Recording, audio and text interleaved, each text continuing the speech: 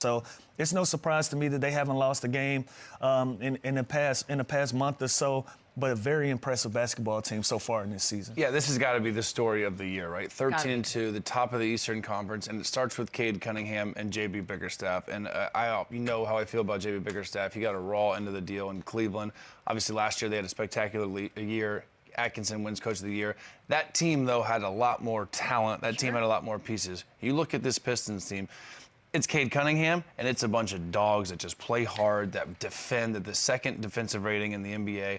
They play extremely hard. They're still missing Jaden Ivey, who ideally is their second option, their second best player, but Jalen Duren is an absolute man-child. I think he just turned 22 years old. Crazy. And then they have a bunch of guys like Jenkins, Duncan Robinson, Thompson, Isaiah Stewart. They just have a bunch of hard-nosed dudes. I know JB Bickerstaff just enjoys coaching. They listen. They're unselfish. And when you have a closer like Cade Cunningham, you play that hard for 46, 47 minutes, you're going to be in every game. Put the ball in Cade Cunningham's in at the end of the game and let him finish the game just like he did last night. So this team is super impressive.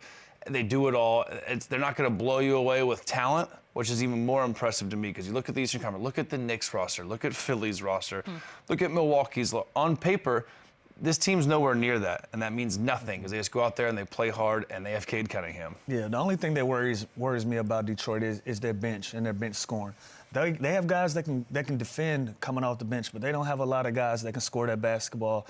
And if you're a dynamic team like an OKC or one of these other teams that are deep that can go into your bench and get a lot of production deep in that season, that's going to be something that can hamper you. So far, they're top heavy, but it works for them. But I would like to see them get more out of their bench. If they can shore that up, if they can clean that up some, I think this is one of the teams that can possibly finish 1 or 2 in the East if they do that. And what I like, it's guys like Javonte Green. It's guys like Ron Holland. It's guys like this Dennis Jenkins, who out of St. John. Like, Dennis Sanity. It's ridiculous, the development and just how hard these guys play and how well they defend and they switch everything. They get out, they get under, like they're so physical.